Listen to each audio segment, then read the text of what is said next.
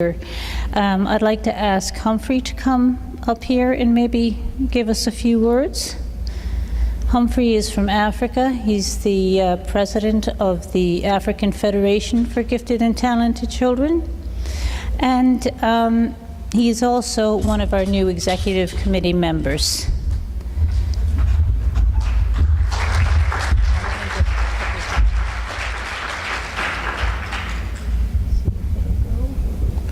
Thank you very much indeed, Leslie. I thought she wanted to invite me for a serious African dance. Right. Oh yeah, you can play that. You know, Africans love a lot of music. You all know that, isn't it? And right. You asked Tyler to come up. Right. Okay. Tyler, would you like to come? The music, the African thing is not... What's happened is we don't have internet. Right. Okay. Here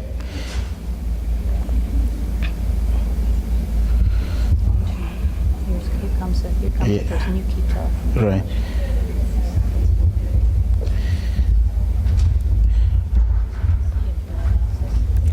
Right. While they fix that, I can say a few things about Africa. Africa, for most people, they believe that Africa is one country. Africa is 54 countries, individual countries. And I come from the east part of Africa, in Kenya. And our kind of celebration for giftedness has come a very long way because up to 8 years back, in Africa, there was hardly anything for somebody to say about talent or giftedness. I've worked extremely very hard with a number of colleagues within Africa to create the awareness, and today people can speak them in political rallies, they can pick them in churches, and it's now moving into schools. So when we talk about giftedness, creativity, and things like that, it's just emerging in Africa. And in terms of our celebration, what is most required in most African countries is support. In terms of not just support, in terms of getting the people to embrace mentorship and stuff like that. It is about support to be able to be identified.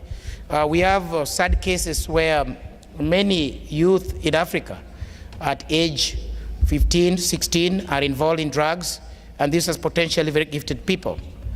We got young girls at even age 14 who are already pregnant. We have those at age 20 with probably even 5 children, you know, and these are potentially very gifted people that need to be reclaimed. We've had a lot of effort which people liked between last year and this year, in which one very good girl in school who had dropped out of the last stage of learning, you know, had to be picked up from the rural villages. And in a course of 3 years, she was able to smash in almost 2 years, and right now is in London Metropolitan University. And those are very strong cases where when we go now deep down in the villages and we find them, and those are the kind of celebrations that you see in Africa, because they find that the rigid and the traditional education that has been there all along about you memorizing and that's it, but because people compete for the limited opportunities. And so when they get a chance to know that they can be able to work in their own talent, that somebody can take the time to find that they're probably gifted is something really amazing. And when you put this kind of thing to the villages, they received us with a lot of adulations. And so it's normal in Africa to find difficulties, but it's nice when they celebrate. All I have to say is that this is also a group of people that if you see what you see on the screen, there are people who definitely had no idea at all that there can be any different education. And to support those kind of people is usually requiring some volunteer effort from individual people. And we put avenues and structures in which people can come and enjoy with us.